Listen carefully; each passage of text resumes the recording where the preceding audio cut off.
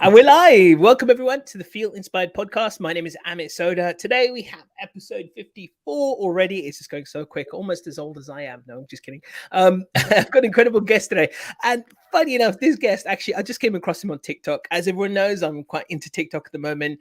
And I just came across one of his videos. And in fact, someone actually sent it to me the day after I discovered you as well, which is just uncanny.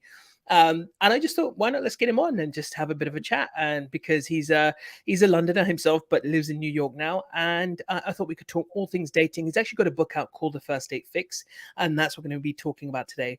Why the first date is the most important. Before we delve in, for anyone who's new to the podcast, like I said, my name is Amit Sodha.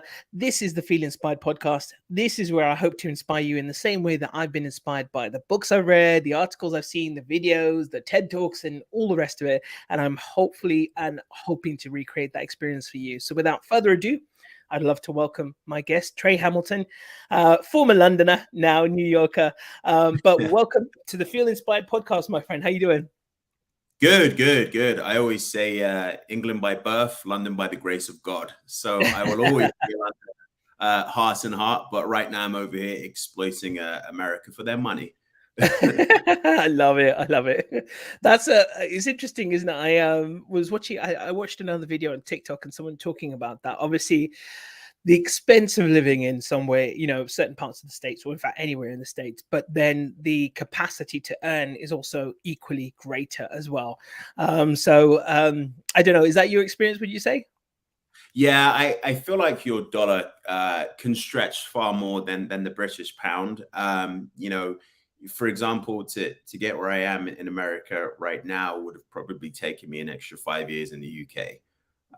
So I think, it's just such a young country, right? England, if you look at it in a marketing standpoint, the market in England is oversaturated, whereas, you can still get organic growth in America, so to speak.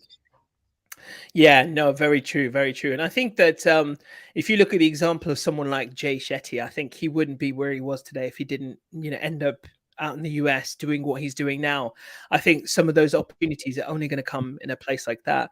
But we'll get onto the topic in a bit. I would love to hear a little bit of your background, but we were just chatting just before we became live, and we were talking about all things dating, and we are just talking about books because you've got a book, and I was mentioning that I've got two books in progress at the moment, and one is called Unlimit Your Mind because my blog is actually called Unlimited Choice.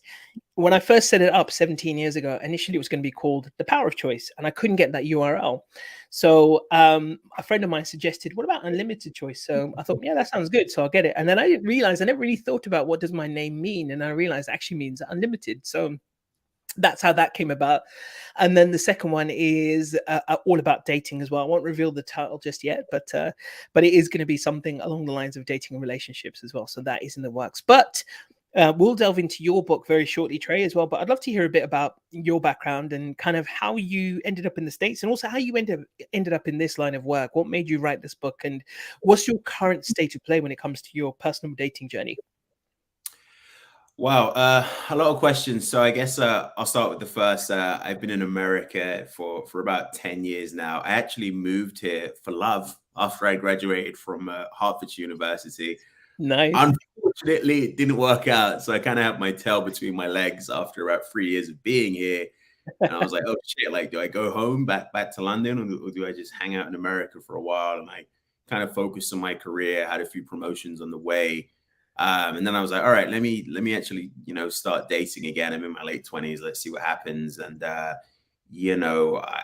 just looked like a fool for about 3 months. I was going on all these first dates and the women were not feeling me.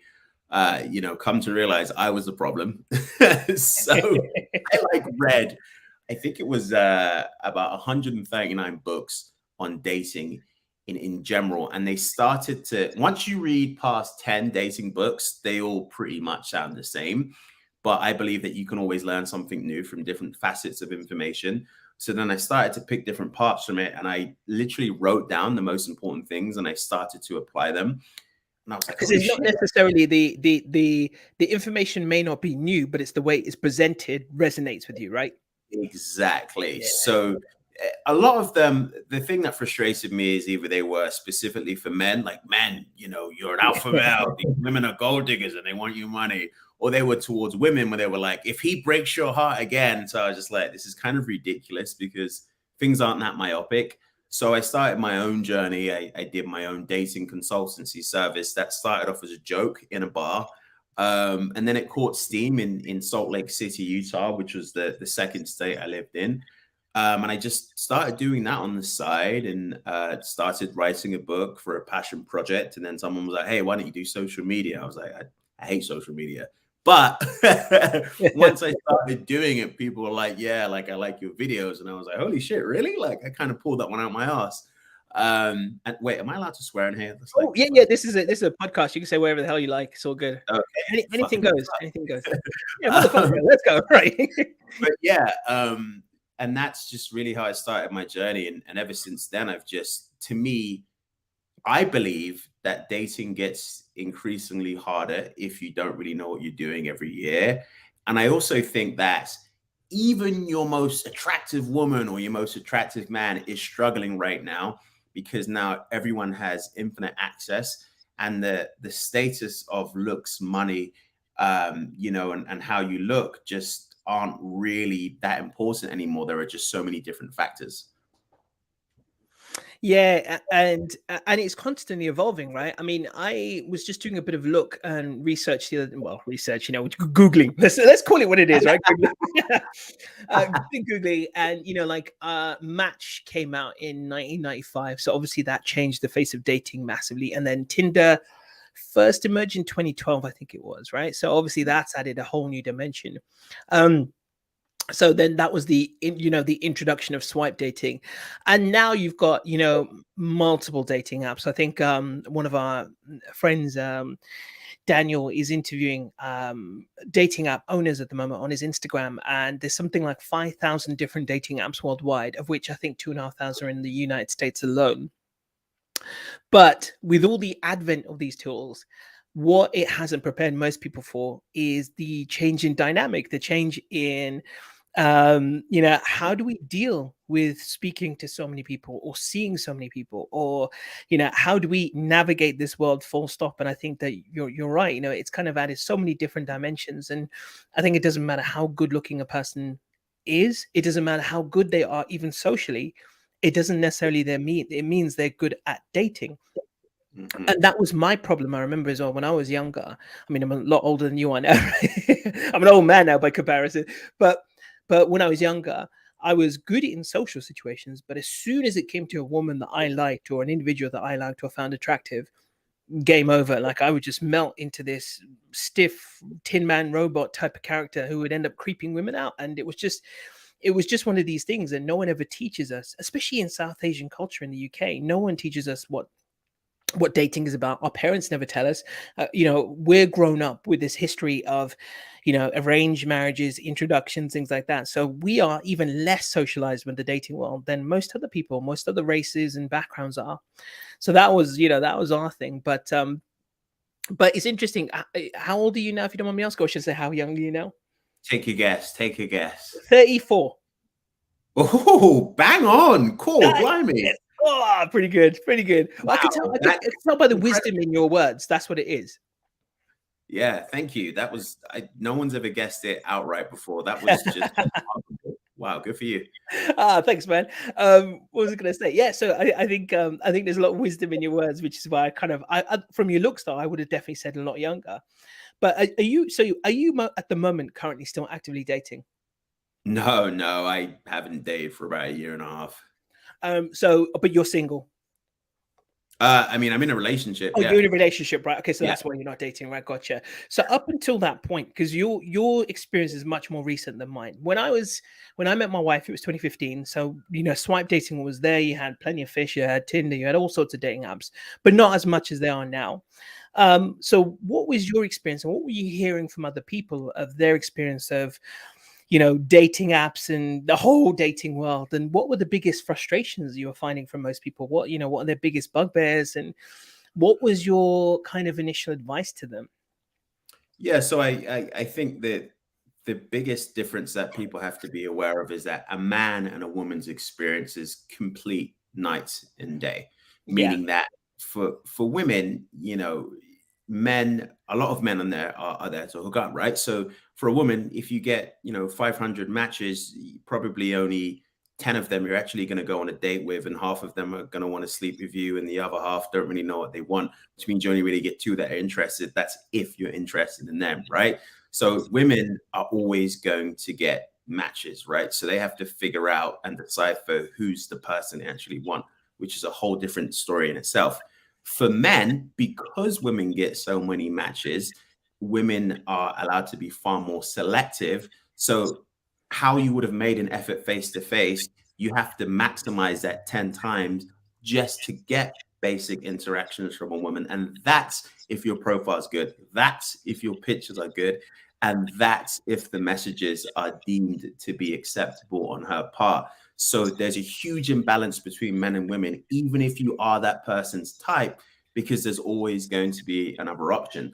So the effort that's made is different from both parties. So we might be equal in the real world, but in online dating, it's the only place where people can be actively discriminatory against someone else without actually being discriminatory, right? So if someone doesn't like short men, they can swipe left and they're not going to experience any judgment from anyone else.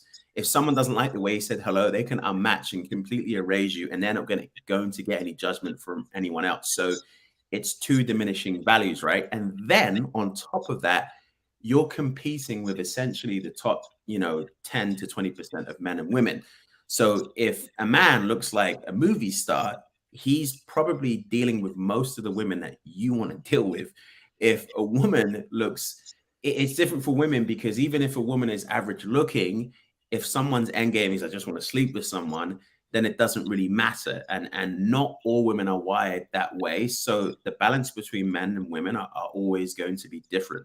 So when you get into online dating, it's probably going to take you about 90 days to figure out the social dynamics. Then when you figure out the social dynamics, then you have to figure out how to capitalize on your strengths and match those social dynamics together.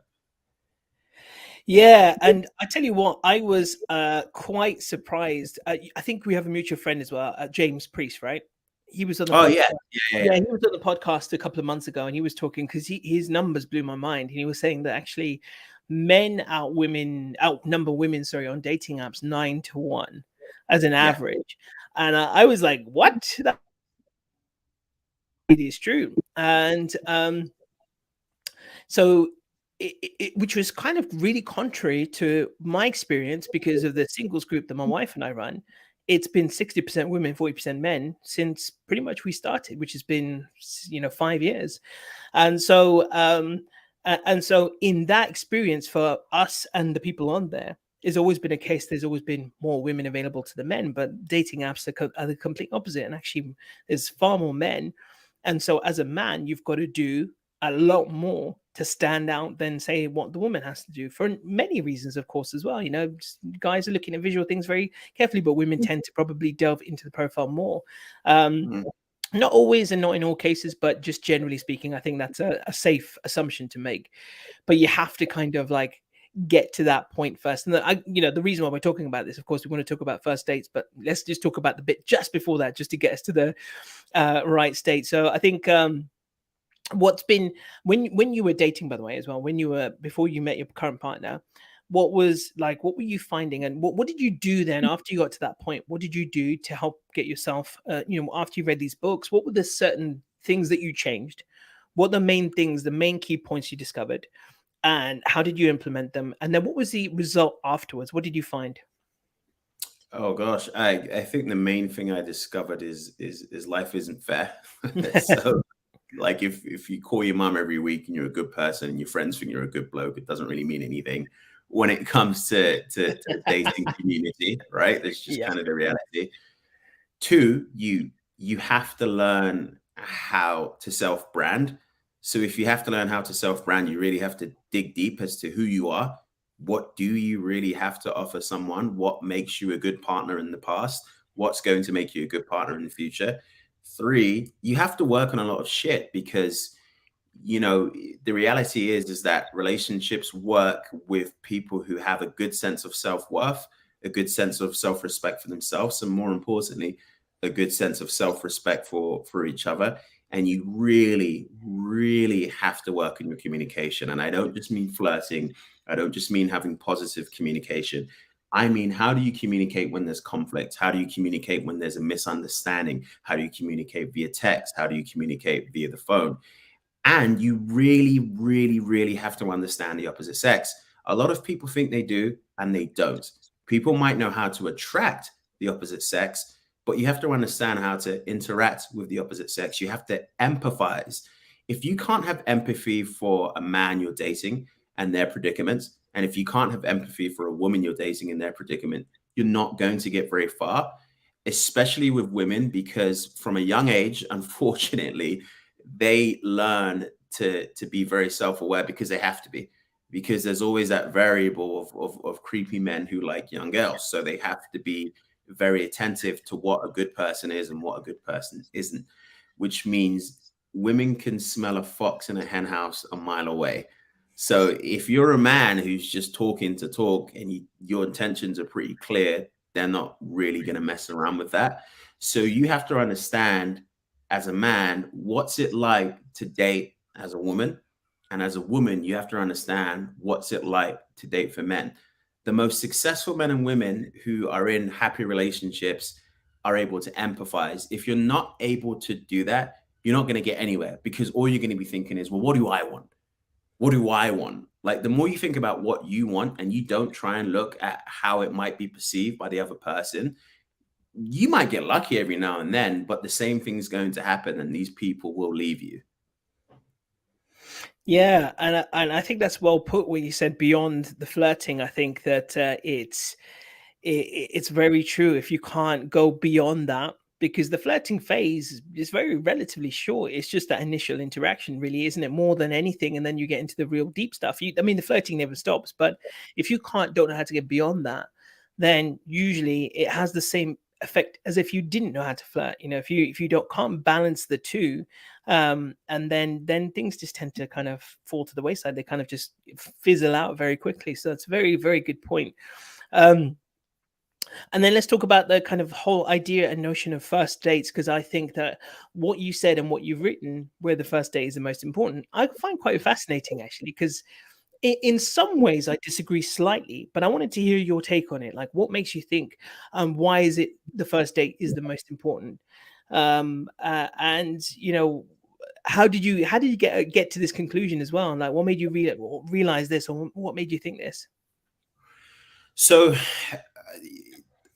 recruiters know if they're going to hire someone or pass them on in the next phase of the interview process in the first 60 seconds of meeting them, right? You Mm, know, if you watch the movie in the first 60 seconds of seeing the trailer, you know if someone's a good person in 30 seconds. Psychologically, you're wired to do that, whether you want to stop it or not. It's called unconscious bias, which I'm sure you know of, right? yeah. First impressions matter. There's all these corny phrases. You only have one chance to make a first impression, etc., etc. If someone doesn't know you, it's excruciatingly hard for them to move past a bad first impression, even if it wasn't your day, even if you had a long day at work, even if you're hungover, whatever it is. It's very, very hard to change people's opinion unless they really like you. And if it's a first date, there's not really a lot to go off that would make them really like you. So the first date is just as critical as anything else, because what you're doing is you're showing them, hey, this is what you have to look forward to. And because everyone and their granddad has options in the dating marketplace, you need to set yourself out more than anyone else to let them know that you are the most viable option. The only real opportunity you're ever going to have to do that isn't on the phone, isn't via video chat, isn't via text. It's a face-to-face meeting. Once you can master that, once you can understand how to allow people to really, really like you from the first date, everything else is really an inevitability. And it's not a question of if, it's just a question of when.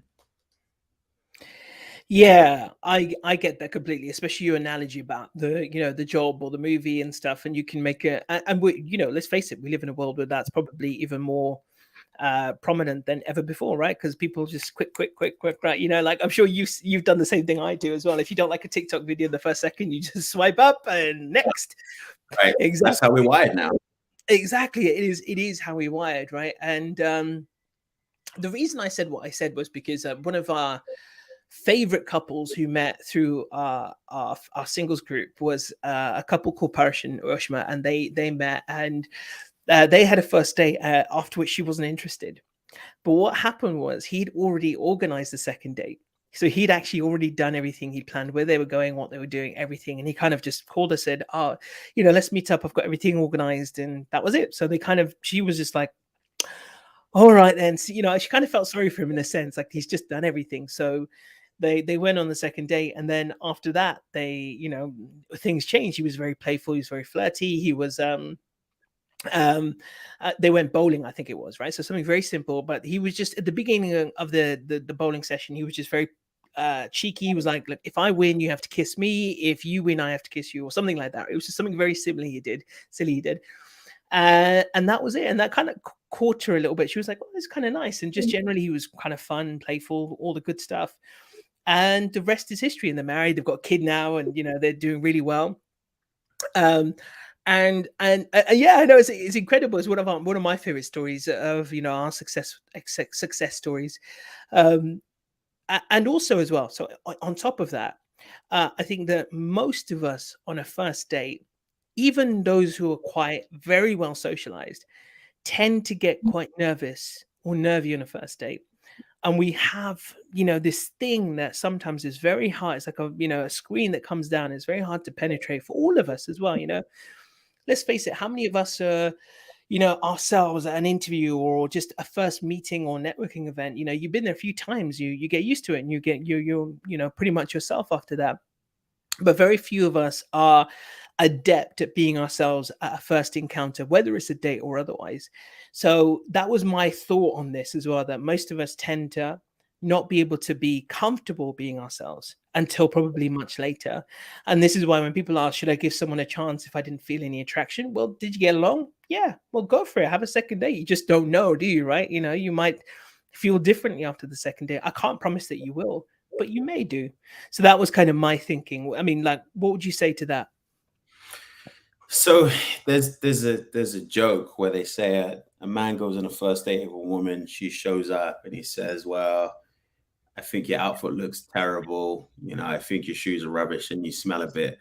And she said, "Oh my God, how can you say that?" And he goes, "Well, now you don't have to worry about me saying I don't treat you the way I used to, right? This is it from the jump, right?"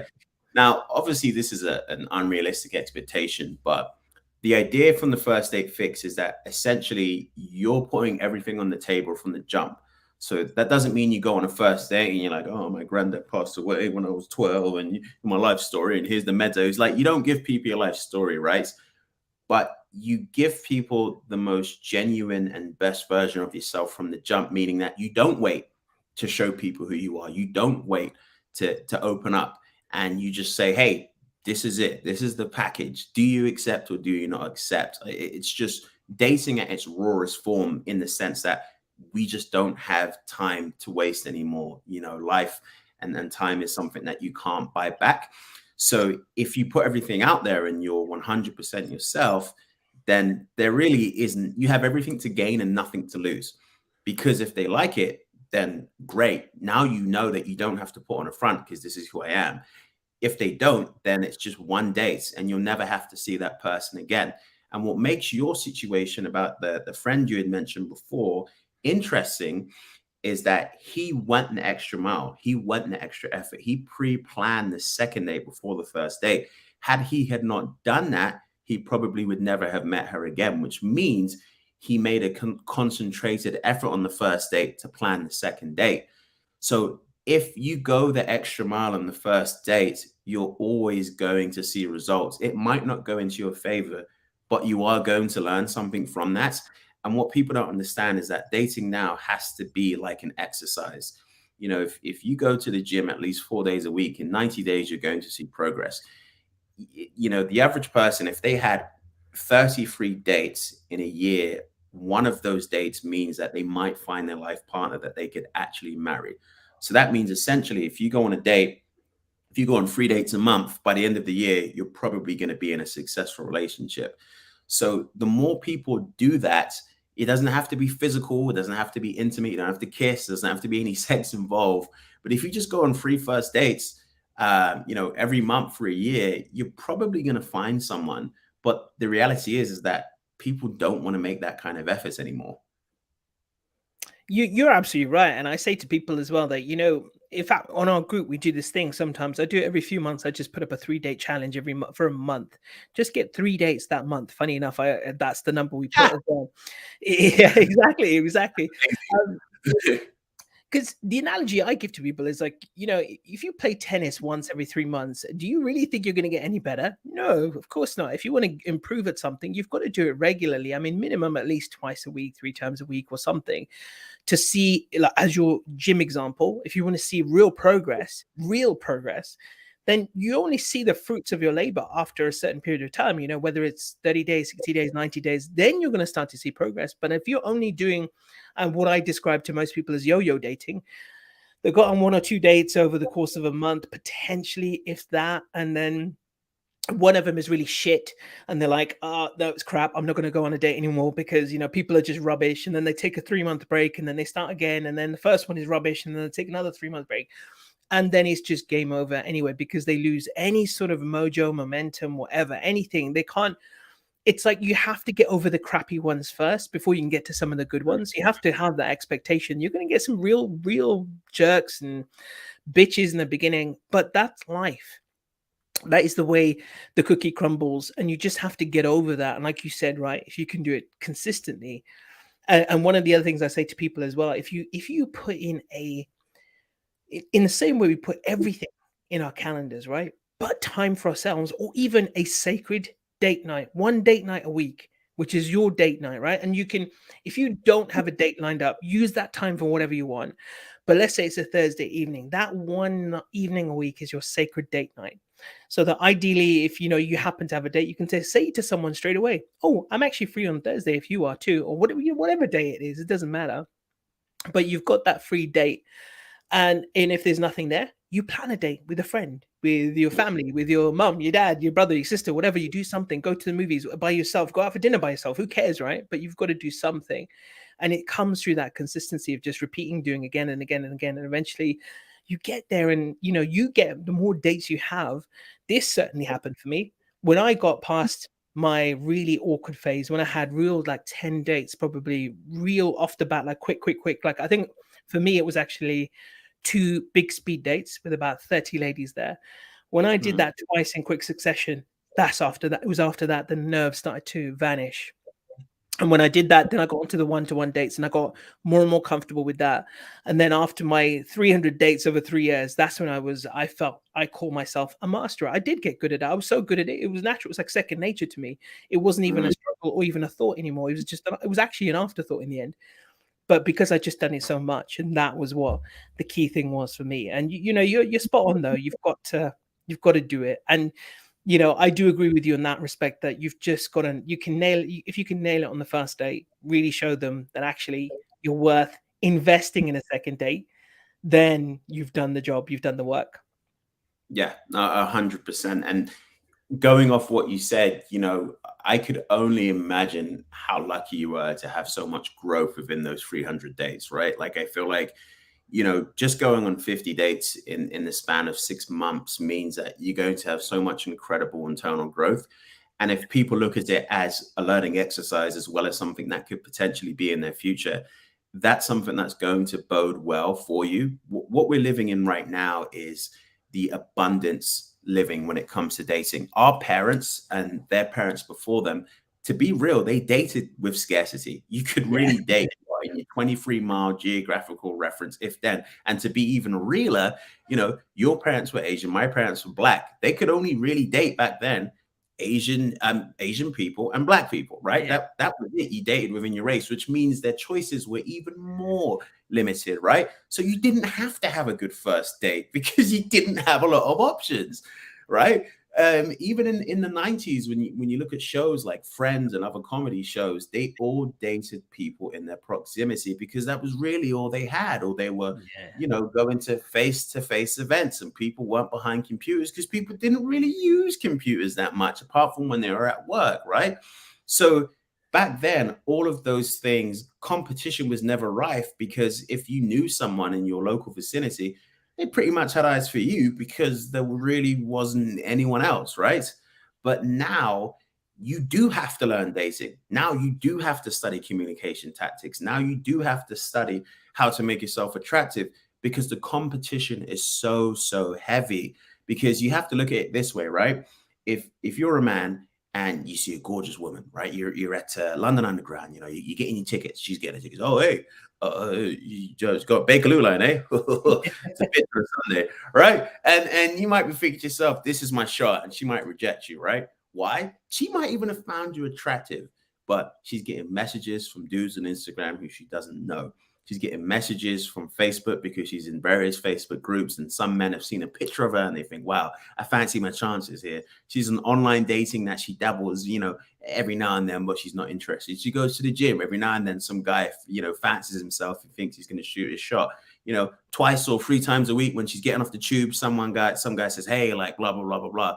So my point is that there's so many orbiters around the average person these days that if you don't make your best foot forward on the first date, you're going to be just like everyone else, and you're going to be complaining just like everyone else instead of actively doing something about it. Yeah, amen. That's all I can say to that. It's so true. Have you ever dealt with people who've got to the point where they get to a first date, they're okay, but often and more often than not, in fact, the majority of the time, they're just getting friend zoned. And so from the first date perspective, what do people do if they want to avoid at all costs? And I know this to a certain degree, when you're friend zone, there's nothing you can do about it. But in order to minimize the chance of you being put into a friend zone, what would you say to people, and for both guys and girls, because it happens to everyone, I think, Yeah. to a certain degree. So what can people do to avoid being put in the friend zone? There's two things. So there's something called the Pygmalion effect, which I'm sure you know of. It's a psychological term where I whatever love you that. think is going to be a reality, right? Mm. You have to assume that every date is going to be the best date ever. And this isn't something that comes lightly. You can't say it and it happens. This comes with months of repetition. This comes with being vocal in front of the mirror. This comes with really training your brain to realize that this is going to be the best date ever. So you have to psychologically train yourself every day Before to we do that. before we go any further, actually, just because I know what it is and I love it. It's one of the things I talk to people a lot about is the Pygmalion effect. Just quickly, briefly, just tell people what is the Pygmalion effect, because people need to know. Not a lot of people know what it is, and so tell people what it means. For sure. So the Pygmalion effect is essentially whatever you think or speak into existence is eventually what's going to happen, right? So if you keep saying that, first dates are bad, people don't really like me, they think I'm bad at communication, they think my fashion sense is crap, then they are going to think you're bad at communication, and they are going to think your fashion sense is crap, because what you think and what you feel is what you project. If I feel moody and I feel shitty, no matter how I try, I'm going to be projecting that. If I don't feel confident, no matter how much I try, I'm going to be projecting that. People can feed off energy, right? So you have to train your mind not to think that. And then the second part, when people keep having bad results, and this is why a lot of people struggle when it comes to dating coaches, you have to look at yourself and you have to be real. We live in a society of social media where everyone pampers people to a point where it's not true, right? So for example, if I had deformity with my face, if I put it on social media and I said, yeah, I'm out there and I'm trying to date, everyone will be like, yeah, man, you do it, like that's awesome, like blah blah blah blah blah. I'm sure you're gonna find someone, right? But in reality, it sounds horrible to say, but there's a lot of people who aren't going to like me because I have a deformity with my face. That's the truth, right? So if you are that person, you have to be real with the fact that 50% of your options are gone It has nothing to do with you. Don't take it personally. But you have to look at yourself and figure out, by society standards, yes, it's not fair. Yes, it's messed up. What are things that could be taking points away from me that I have no choice on? This is what it is, versus what are things that I can actively change about myself? And they call this attraction maxing, right? Attraction maxing is when there are things within your power. So let's say if I had an unkept beard, I had unkept hair, my fashion was shit, I had bad teeth, my breath stank, I didn't have a job, I didn't go to the gym, right? My No, don't communication. mince your words, by the way. Don't mince your words. Just carry on. You know what I mean? Like all of those Exactly. things, I can max that. I can do It's true. attraction maxing. I can change all of those things. If I didn't have a social circle, I can change that, right? So when you look inside yourself, and I mean really look inside yourself, okay, and you tell yourself the truth, that's when everything changes, because you're the only person that can do that. Your mum, your dad, oh, you're such a great person, Trey. You'll find someone. They're not going to tell you the truth. Your friends aren't going to tell you the truth. They're your friends. They're the most biased people in the world, right? You have to look deep down, look at all the dating scenarios. Why didn't it work? Look at everyone you've ever been in a relationship with. Why didn't it work? Once you figure out that, everything will start to change. Because if you don't, you're going to be living in a world of delusion, which is why whenever I used to work with clients and they would say, oh, everyone used to say, yeah, my ex was a narcissist. Everyone. So I'm like, if everyone's ex is a narcissist, who are the good people then? Like, do you know what I mean? If everyone's ex is an asshole, who's the good person here? Because the reality is that, there's some circumstances where the other person might have dated an asshole, but it's never that black and white. It's never that black and white. And I started to learn, and you probably saw this as well. When you date a lot of people and they tell you why it didn't work out, if they're always the victim and they've never done anything wrong, that's your red flag right there. Because this person isn't learning anything. They're not learning a single thing. And they're going to do the exact same thing with you. But the people who learn about themselves, the people who dig deep, the people who are constantly trying to develop, those are the people who are going to have happy, successful marriages and relationships because they work for it, as opposed to, well, I'm single because women are rubbish. Like, what does that help? Like, for real. It's true, right? And I'm sure you see it as much as I do on TikTok. Oh, women are like this. Oh, men are like this. And it's like, and you're like, look, I get it. I get where you're coming from, because we've all had horrible experiences that prompt us to feel crappy. But obviously, maybe 5-10 years ago, I wouldn't necessarily put that on social media, whereas now people are. And then, as you said, Pygmalion effect, it's becoming their reality. And for anyone out there, by the way, Pygmalion effect is not just some nice self-development. Yeah, this is science-based stuff. It's about an experiment they did on school children, telling these kids, these group of children in the classroom, they're going to be the highest achievers. And those kids that they said were going to be the highest achievers ended up being the highest achievers, even though there was nothing actually telling them they were going to be, but this because they told them. And I'm glad you mentioned it as well, because actually this was a big part of my personal transformation. Because my biggest thing when prior to 2008 was one, for me, it was always my weight. No woman's ever going to love me because I'm not a guy with a six-pack. And two, maybe it's just my destiny, it's my kismet, it's my whatever to be single, and that's my higher destiny to help other people find someone, right? That was my bullshit excuse I used to give myself, right? But it was only when I started to look in front of the mirror and I started to just say to myself, I'm the sexiest fucking man alive. And I would say it with sincerity, and I'd walk like freaking James Bond. When I was dating, I got to the level where I actually adapted my walk and changed my walk and the way I carried myself. That's how far I went. It was the internal work, but the external as well. I tried to make the best of everything that I had. I'm a tall guy and I'm big as well. I'm like a cuddly teddy bear, right? So I use that to my advantage, whatever else it was. But the point was, I did something about it. I worked on myself. I did the inner work, the outer work. I put it together as a whole package, as this thing that I could go in front of people and sell with confidence and not feel any sort of like, well, well, they like me. I'm not so sure. I don't know. You know, that kind of thing, right? That eventually that was just wiped from existence in my personality. I walked in there assuming they're just going to fall for me head over heels, and more often than not, that's what happened. And it's not me saying this from an arrogant point of view. It's saying this from I just believed in myself and who I was. And then suddenly everyone was just changing the way they looked at me. Suddenly I went from this guy that, to be honest, never got attention to suddenly a guy who's always getting attention.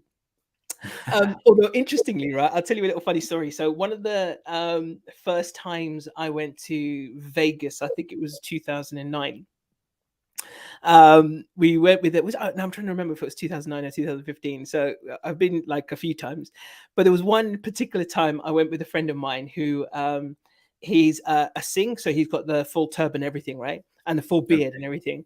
And when we were in LA and Vegas, that guy got all the attention you could possibly make. Like the other three of us, we didn't get a chance, not even a look. All the girls were just fascinated by his turban and beard. Like, I've never experienced that before as well. Like normally I was really confident at this point. So it must have been 2015. I was really confident with myself, but this guy was getting all the attention. And I was just thinking, you bastard, you get right. What's going on? How did this happen? Yeah. But it was just hilarious, you know. And the thing is as well, like he's quite an easygoing guy anyway, and he just took it in the way that it's intended and just had fun with it and didn't think too much about it and whatever. But it was just, again, he was just carrying himself so nicely. Like he was just, and he's like I said, he's such a laid back guy. Like he was the same guy getting all his attention as if he didn't get the attention anyway. He would just chill, have a party with anyone, and that was it. Because of that, he got all this attention. And I think just to circle around to the main point, that when you work on yourself to that level, then that's when things start to really happen. And it goes to this point that when I had Fuji and Nikki on a couple of episodes ago, they were talking about this. If you get to the first date, but you're not ready, it's already too late. You've got to do the work in advance beforehand. You've got to get to that point before. Like, people say, oh, this happened on the date. What should I have done? Well, you should have sorted yourself out beforehand in the nicest possible way. And that's but that's the way Fuji put it. But he's right, actually. That is the truth. If you get to a point where you meet someone, you really like them and you're hoping it works out for them, and it didn't, and you're thinking to yourself, oh man, why didn't it work out? Well, you weren't ready at the time. And that's the truth. As hard as and a harsh truth it is, but it is actually the truth ultimately. Yeah, no, I couldn't agree with you more. I mean, here's the thing about that though. It's blind luck in the sense that you could fail forward, right? At least that was my experience. When I first went out there, like I got a bunch of rejections because I was a freaking buffoon. Do you know what I mean? Like I wouldn't shut up. I'd talk for like half an hour with it. So tell me about you. Like after half an hour, I'd talk my ass, right? So I had to learn, like I had to be like, like why weren't they interested, right? Or you could like prep yourself up for like a month or so before you go, because the reality is that there are always going to be people who are, a bit more symmetrically blessed, who are literally going to be able to go there and do okay. Because like, I'll never forget. In fact, I had a story, right, where one of my friends, his name's Charlie, good looking dude, blue eyes, blonde hair, like a Chris Hemsworth, right? He's about 6'4". Yeah. Right, and I'm 6'1", so typically I'm the tall bloke, but with him, I'm like, all right, fine. Yeah, you feel small, don't you? You're like, damn it. Right. But he we used to make fun of him because Charlie was monotone, right? He could be excited. He was like, yeah, I'm super gassed, mate. Like, all right, mate. Like, where's your food? Come on, find me. And he's boring. Charlie was boring, but we loved him because Charlie's a good guy. Like, you know what I mean? He's a good bloke. He's very reliable. And one time, we went over, I kind of had my glass and raised it over to one girl. She raised it back. So like, okay, green light. So me and my friends come over and say, hey, can we join your friends for a drink, right? And she's like, yeah, of course. So Charlie is talking and he's like, yeah, because I went to the gym today. And one girl was like, Charlie's boring as fuck. What the hell? And I didn't get it, right? And then I walked away and I was like, man, that really is how it is, huh? Like when you're like a 10 out of 10, person, there really isn't that much you have to do. However, for people like that, it's only like a month or 2 months after where the person who was initially attracted to them loses interest because they realize they were only attracted to them. my point being is that, for people who look like me, I'm always going to have to go the extra mile.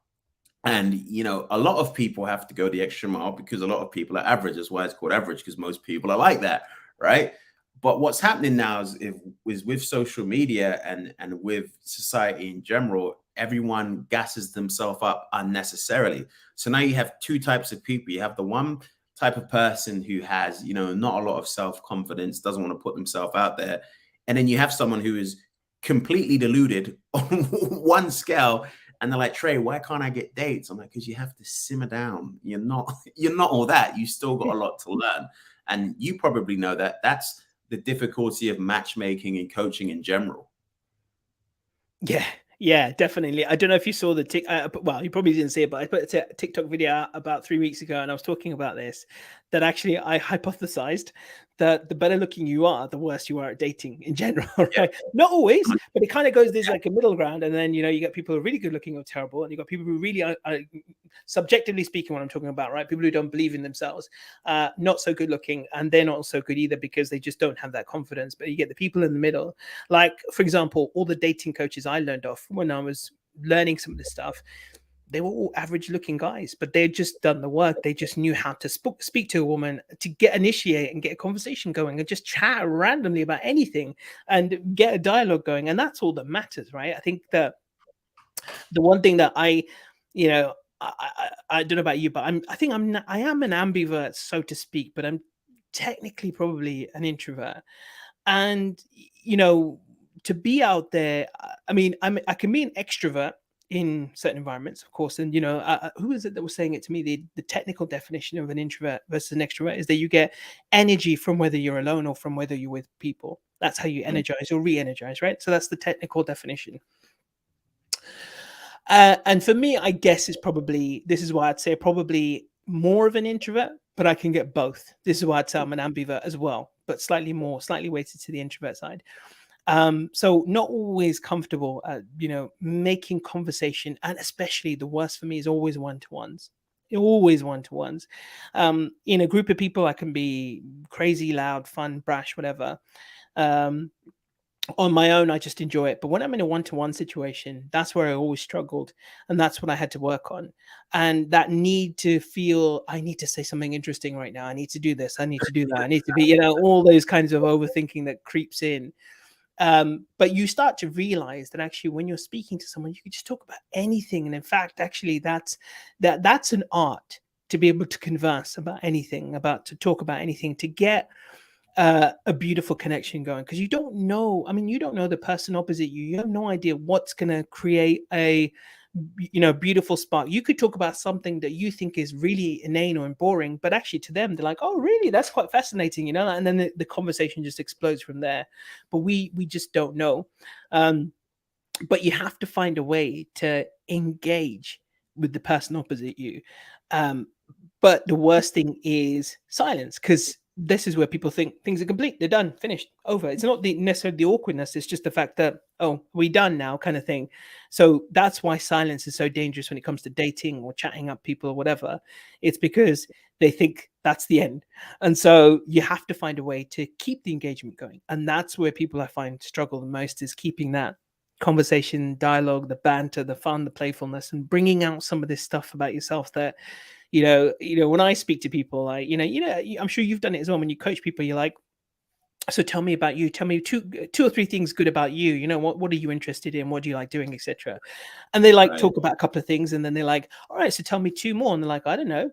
And I'm like, no, there is more, but you just haven't, you don't know how to articulate it. Tell me. And then you dig, and they realize, oh yeah, there was a couple more things there as well. All right, great. Tell me two more. And they're like, oh, I don't know. And they're like, no, there is two more things. Great. Tell me, come on, you can do it. And then suddenly they got two more. And that's because they were pushed to think about it. And so eventually they get to that point where, because they've been pushed, they can now start to speak and converse with almost anyone. I completely went off on a tangent there, by the way. Hey, this is what this is about. If you're not going off a tangent, exactly. That is exactly that, right? I've just basically done what I'm talking about, is just conversing, talking, chatting breeze, chatting shit. It doesn't matter, so long as you're the person, you can use your intellect and see they're enjoying as well. Who cares, right? So it's so funny. First of all, chat and breeze, I need to speak to more British people besides my friends and family. But basically, right, Winston Churchill's wife, she spoke to two prime minister candidates, right? And one of them was incredibly intelligent. He's pulling statistical knowledge information out of his butt cheek, right? And he was talking about all the policies that he would enact if he was voted into power to be a prime minister. And the other prime minister was just talking about Winston Churchill's wife to her. And one of the journalists said, who are you going to vote for? And she obviously chose a person who spoke about her. And he said, why is that? She said, well, when I spoke to the first candidate, I believed he was the smartest man in the room and he would enact those policies. But when I spoke to the other person, he made me believe I was the smartest person in the room. Yeah. And when it comes to first dates, I always encourage people, look, you know a lot about yourself. You're passionate about yourself because you are yourself. But when you allow people to open up their passions, when you make about 70% of the conversation about them and really dig deep on even the smallest facets of information that they give you, you begin to slowly master the art of conversation, because there's something called innate reciprocity. And what that is that if I spend about half an hour to 45 minutes talking about you, it's only natural that eventually you're going to say to me, well, what about you, Trey? What's important to you? And that's not because you're metaphorically bludgeoning them over the head to ask you questions, but you've just shown them, holy shit, Trey just spent 45 minutes generally trying to get to know me. I need to know everything about him. And what that does is that enables an air of mystery, because when you leave, he or she's going to be thinking, wow, like I learned so much about myself and I opened up, but I still don't know anything about Trey. Ergo, second date. Brilliant. And I love that analogy, the Churchill analogy. That's a brilliant one. Then we found our sound bite of the podcast. There we go.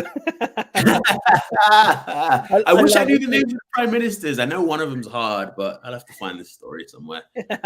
Yeah. We'll dig it out. We'll dig it out. Definitely. I think it's a great analogy, though. It's so true. Like, I love the distinction. They're the smartest versus they made me feel like the smartest. It's just, I think that's spotted. You couldn't put it a better way.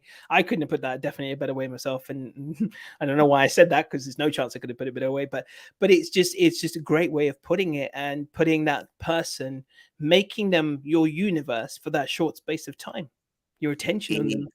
Exactly. Oh my God, you put the nail on that. I should have said that. Making them their universe. And there's another a scientific facet called the other theory, right?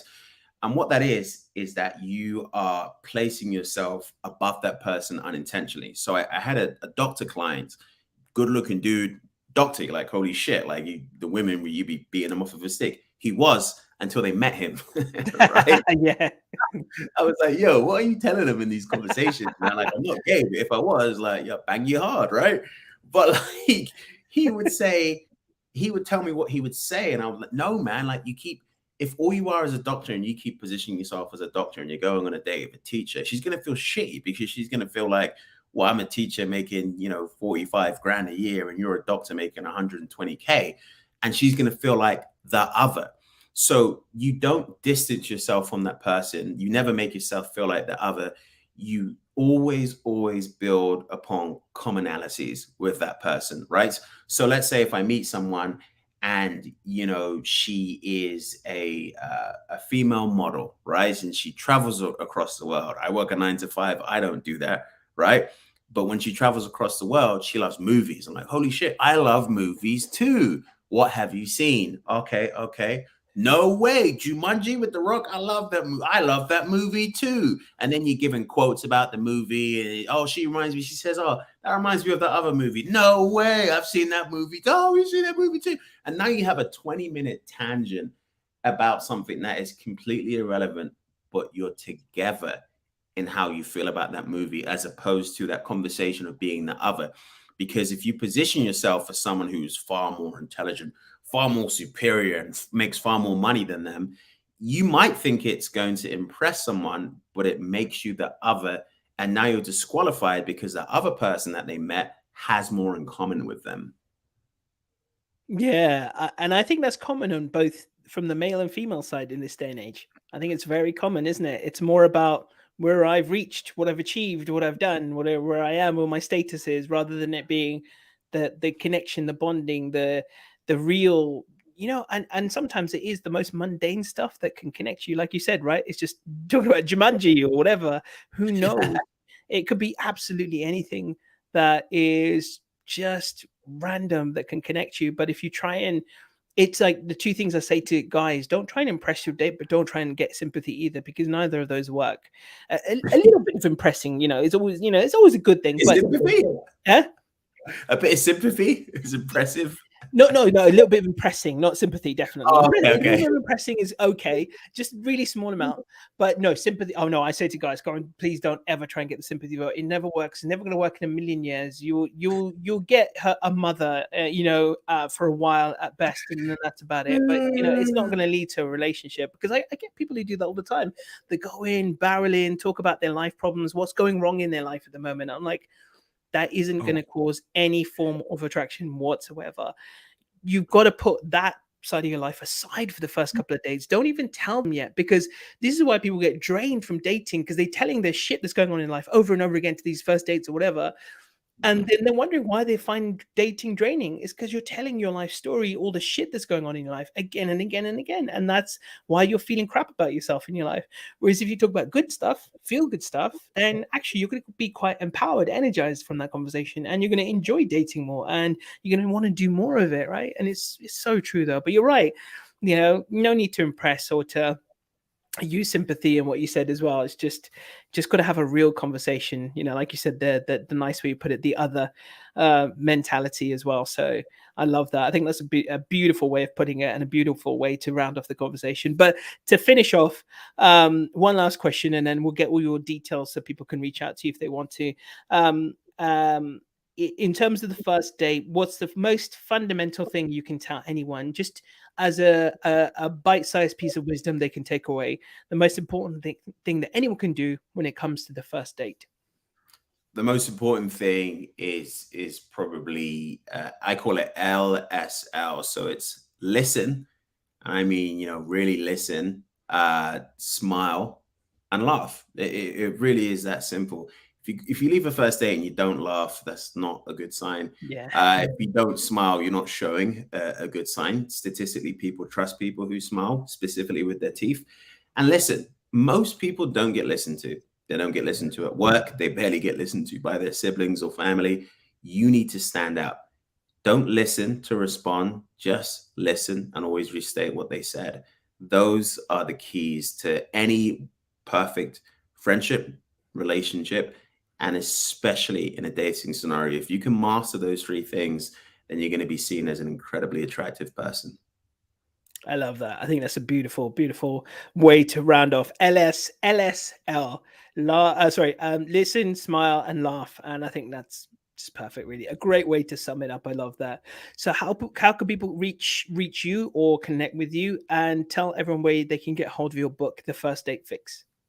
Yes. I mean, it's very cliched. You can find The First Date Fix on Amazon.com or Amazon.co.uk. Got to give it to my British people as well. You can add me on TikTok, The First Date Fix, Instagram, The First Date Fix, website, thefirstdatefix.com.